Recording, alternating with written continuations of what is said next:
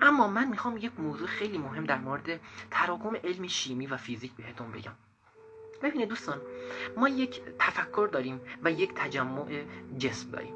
چطور شما همه روانشناسی دارن برای این موضوع کار میکنن که چطور یک سیستم، در واقع چطور یک جسم از یک تفکر به وجود میاد. ببینید زمانی که ما تفکر میکنیم، یک تفکر با این یک موجی در بدن ما هست. ببینید بدن انسان از مولکول و ترکیبات مختلف از مولکول از اتم از الکترون و پروتون تشکیل شده. تا اتم جسمه، بعد از اتم الکترون و پروتون دیگه جسم نیستن، اینا انرژی هستن، اینا موج هستن. تفکر هم موجه. شما چشماتون رو ببندین، دارین یک آب لیموی ترش استفاده میکنین. من میدونم که الان دهان شما داره آب میفته. خب این یعنی چی؟ این یعنی قدرت ضمیر ناخودآگاه. حالا این تفکر چطور تبدیل به جسم میشه؟ زمانی یک تفکر تبدیل به تجسم میشه که این تفکر متراکم بشه.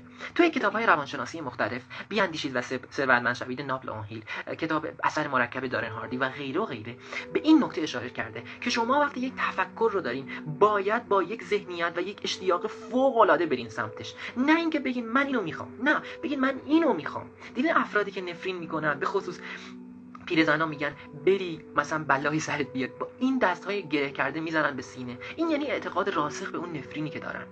این یعنی همون تجمع تفکر که تراکم پیدا میکنه و تبدیل به یک تجسم میشه و یک اتفاقی رو در جهان مادی رخ میده. شما هیچ وقت فکر نمی‌کردین که الان زنگ بزنید به آمریکا بدون اینکه سیمی وجود داشته باشه، و اینها همه خاصیت امواج هست. امواج فکر شما هم همین خاصیت رو دارن. زمانی که تفکرید متراکم بشه تبدیل به یک جسم میشه.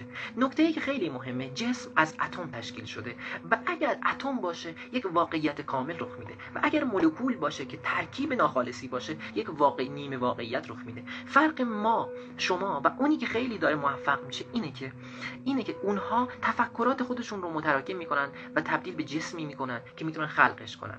زمانی که یک ترس در ذهن شما مدام داره خوره میکنه، آن از این ور میترسوند، آدم از اون ور میترسوند، همش خودت هم ترس داری، این ترس اینقدر تو ذهنت ملکی میشه که تبدیل به یک تجسم میشه.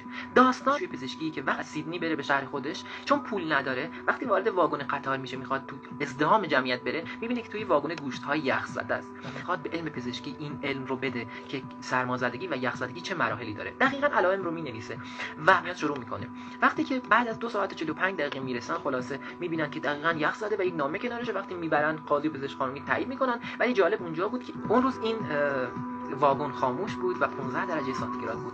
آیا این اون چیزی نیست که ترسی در ذهن این فرد به وجود اومده؟ چون این ترس راهی فراری نداشته، متراکم شده و تبدیل به تجسم شده و اون فرد واقعا یخ زده بود و پزشکی قانونی اصلا مراحل یخ زدگی رو تایید کرده بود.